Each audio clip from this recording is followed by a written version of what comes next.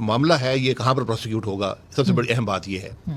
میں نے پھر تھوڑا کیونکہ ایشو بڑا ہے تو میں اس پہ تھوڑا میں نے پڑھا، لوگوں سے پوچھا، تو رائے وہاں پر یہ ہے کہ ایک سیکشن 2 ہے شاید آرمی ایئر فورس اور نیوی ایکٹ کا، اس میں جو بھی شخص سویلین بھی ہو وہ اگر حملہ آور ہو عسکری تنصیبات پر، ملٹری فیسلٹیز لکھا ہوا ہے شاید لفظ، تو اس کا کورٹ مارشل کے ذریعے آپ اس کا ٹرائل کر سکتے ہیں. اب اس میں جو کم از کم بات میرے ذہن میں آتی ہے وہ یہ ہے کہ وہ اس شک کے پیچھے انٹینٹ کیا تھی، یعنی اس کا مقصد کیا تھا.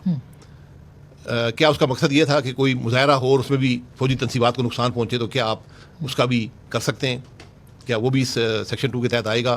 یا دوسرا کہ اگر کوئی منصوبہ بندی کرتا ہے اور پھر یہ حملہ کرتا ہے تو کیا اس کا اس پر اس جوریسڈکشن میں آ سکتا ہے؟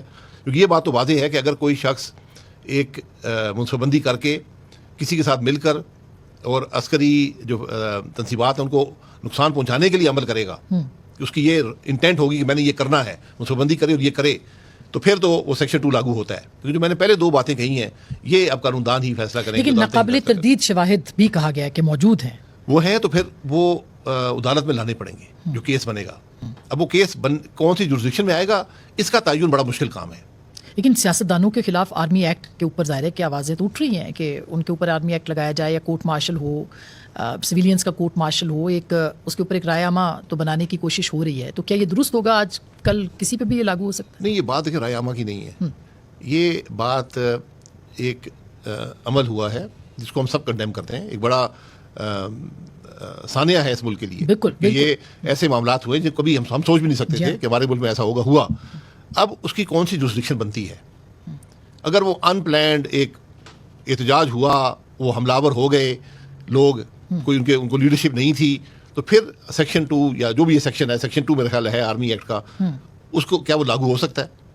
اگر منصوبہ بندی ہوئی ہے پھر اس کی گنجائش بنتی ہے اس سیکشن کے تحت. منصوبہ بندی ہوئی ہے، کیا اس کی شہادت موجود ہے؟